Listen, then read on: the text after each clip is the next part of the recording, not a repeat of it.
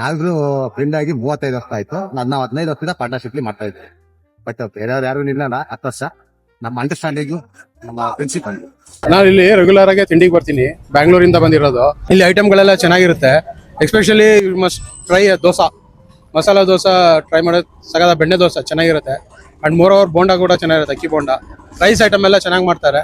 ತಲಕಡಿಂದ ಬರೋದು ನಾಸ್ತಿಕ, ತಲಕಡಿಂದ ಇಲ್ಲಿಗೆ ಬರೋದು ರಾಘವೇಂದ್ರ ಭಕ್ತರು, ಆದ್ರಿಂದ ಇಲ್ಲಿಗೆ ಬರೋದು ಚೆನ್ನಾಗಿರುತ್ತೆ. ಶಶಿಧರ್ ಅಂತ, ನಮ್ದು 2011 ನವೆಂಬರ್ ಅಲ್ಲಿ ಸ್ಟಾರ್ಟ್ ಆಯ್ತು ಹೋಟೆಲ್. ಸರ್ ನಮ್ಮ ಹೋಟೆಲ್ ಬಾತು, ಸೇವಗೆ, ಪುಳಿಯೋಗರೆ, ಚಿತ್ರಾನ್ನ, ಉಪ್ಪಿಟ್ಟು, ಇಡ್ಲಿ ಮತ್ತೆ ದೋಸೆ, ಬೆಣ್ಣೆ ದೋಸೆ, ಕೋಟಾ ಮಸಾಲೆ, ರೋಸ್ಟ್, ಎಲ್ಲಾ ತರ ತಿಂಡಿಗಳು ಸಿಗುತ್ತೆ.